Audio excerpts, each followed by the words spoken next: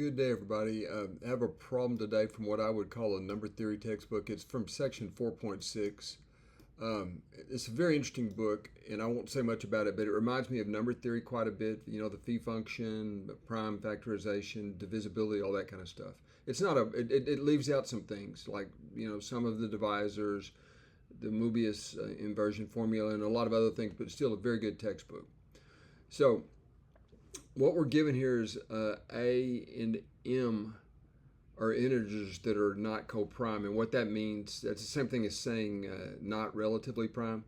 And in the terse language of mathematics, you can write down A, M,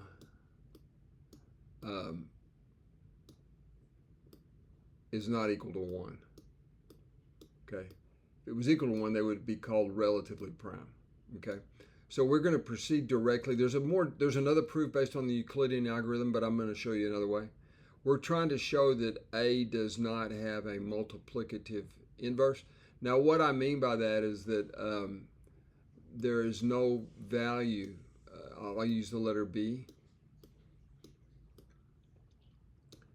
and I'll say not congruent to 1.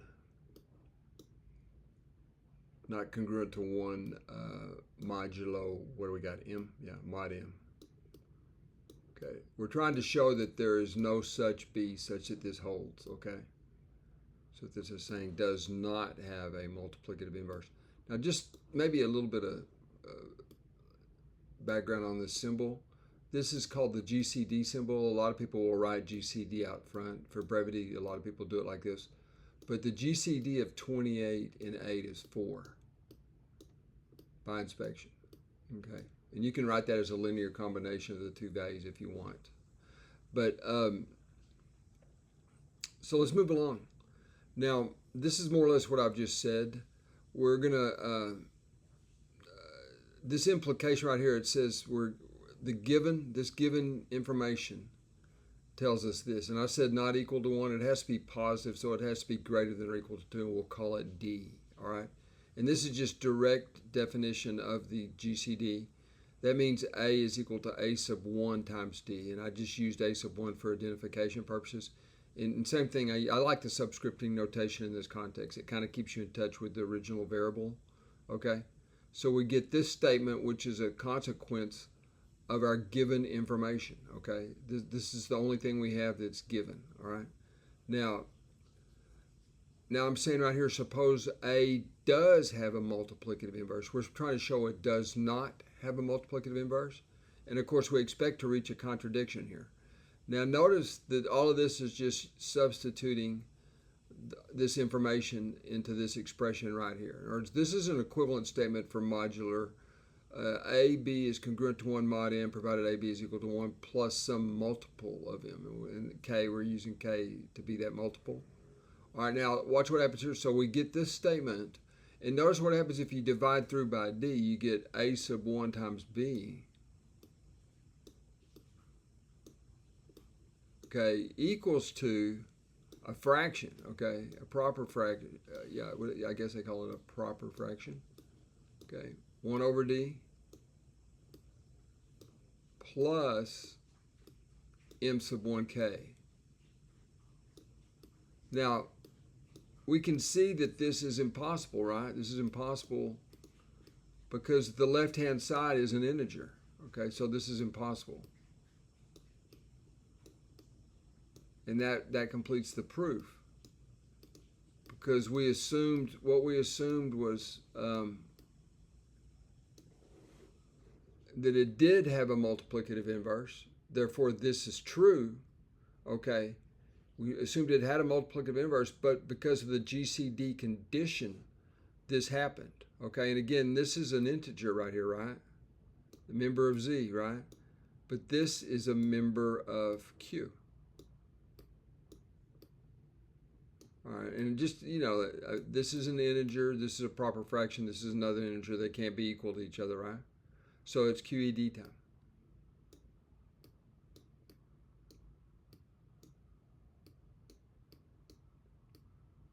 We assume that it did have a multiplicative inverse. We reached this impossibility, so that means it does not have a multiplicative inverse, which is what we were trying to prove. Okay.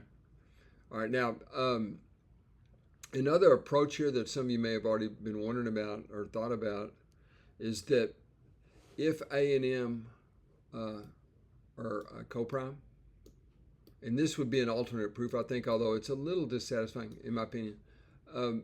Let's say this is equal to 1. Okay, well, this is if and only if there are integers x and y. This is very well known from the Euclidean algorithm. Ax plus my equals 1. All right. Now, if you look at this, this gives you directly Ax is equal to 1 minus some multiple of m. Okay, we'll say my here. But that means Ax is congruent to 1.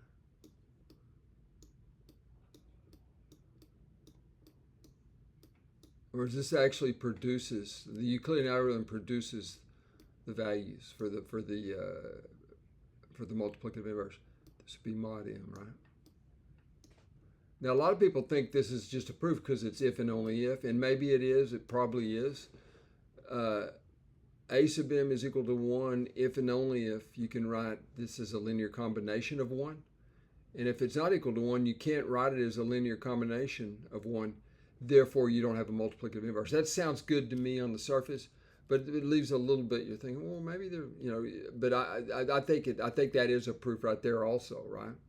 All right, because if this weren't equal to 1, then you couldn't write down this statement. I think, right? Or you couldn't write down the statement for this choice of x and y that the Euclidean algorithm produces. But I'm not sure. You know what I mean? Maybe there's another way. You know what I mean? So I'm not 100% sure. I think most people consider that a proof that it wouldn't have a multiplicative inverse. But to me, this is very direct in the sense that we assumed that they're not coprime. We got a common divisor greater than 1, and got an immediate contradiction, which is, I would call it direct, even though it was a proof by contradiction in form. But anyway, we're done with that, folks. And again, this is a very good book, David. I think he's a Penn State professor, and really interesting stuff about primality testing for large primes. Very interesting stuff. The usual cryptography stuff with the RSA or whatever they call that. Where you got a product of two really large primes, and it's easy to multiply two large primes together to get an integer, relatively easy, but it's not so easy to start with the product of two large primes and figure out what the two primes are, which is the whole key to that encryption scheme. I think it's still effective encryption scheme. But anyway, David M. Bressoud, if that's French, sorry, but a great book. I would call it a number theory book, but it has some abstract algebra notions in it, like the extended integers, which is very interesting stuff, where you don't have, if you extend the integers, or adjoin it with a square root, a certain type of square root, you lose the uniqueness of the representation of the prime factorization. He calls them indivisibles rather than primes to avoid confusion, but it's very interesting stuff. You get another structure. The units in this set is an actual group. It's a ring, But if you have indivisibles, you have in many cases more than two ways to represent something by indivisibles, aka primes.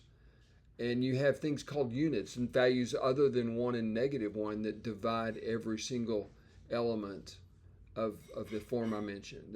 He calls them the extended integers, which has, but good stuff. Very good book, full of exercises. And again, this problem was an exercise from that book. Okay, thank you for viewing.